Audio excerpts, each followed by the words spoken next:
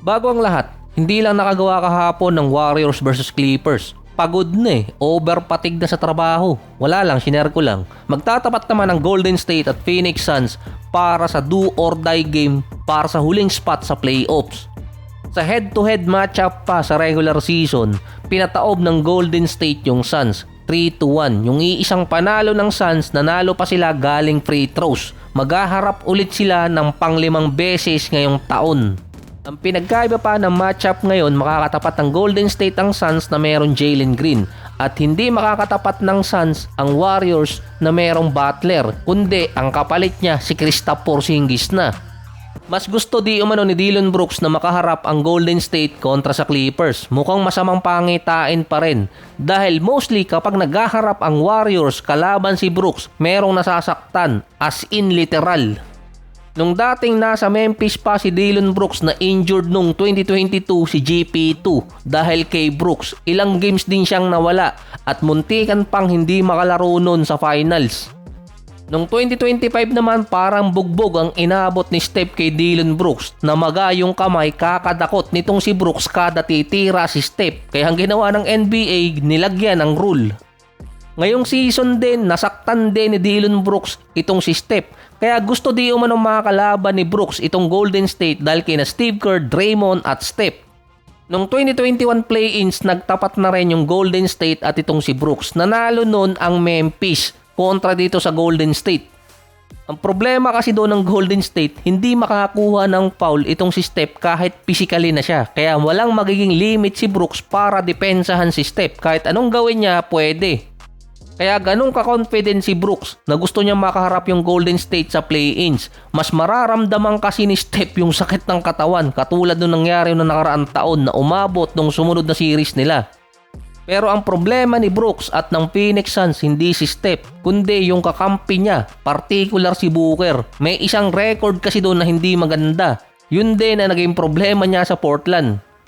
Si Draymond Green naman, meron pang injury at mukhang naninigas pa yung tuhod. Pero na-lockdown niya si King Kawhi nung nakaraan. Mukhang bumaba na sa trono itong si Kawhi. Si Kristaps Porzingis naman, questionable ang status dahil sumasakit yung paa. May isang play kasi doon na pagkatira ni Porzingis, iika-ika na siyang maglakad. In danger si Porzingis na hindi makalaro versus Suns. Pero depende pa rin naman kasi sa medical team.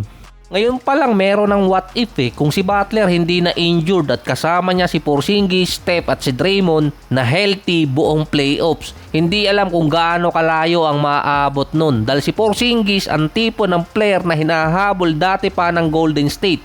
Big man na may outside shooting. Sa Suns naman, injured si Mark Williams na masakit din yung paa or tuhod. Game time decision naman si Grayson Allen.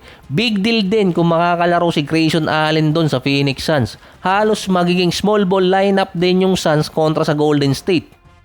Dahil ganito yung ginamit nila versus Blazers. Green, Brooks, Booker, tapos Jordan Goodwin. Kalimitang nilalagay pa doon si Gillespie or kaya si Grayson Allen. Si Jalen Green naman, naka 35 points, 5 rebounds, 2 assists versus Blazers. Pero hindi nagustuhan ng mga fans na siya ang umiscore versus Portland. Hindi rin naman pinangako ngayon ni Jalen Green na makakapasok sila sa playoffs. Ang sinabi lang niya, moving forward. Pero si Devin Booker gustong bumawi dahil sa nangyari sa Blazers. Parang siya yung sinisi. Meron siya nung 22 points, 1 rebound, 4 assists, 2 turnover.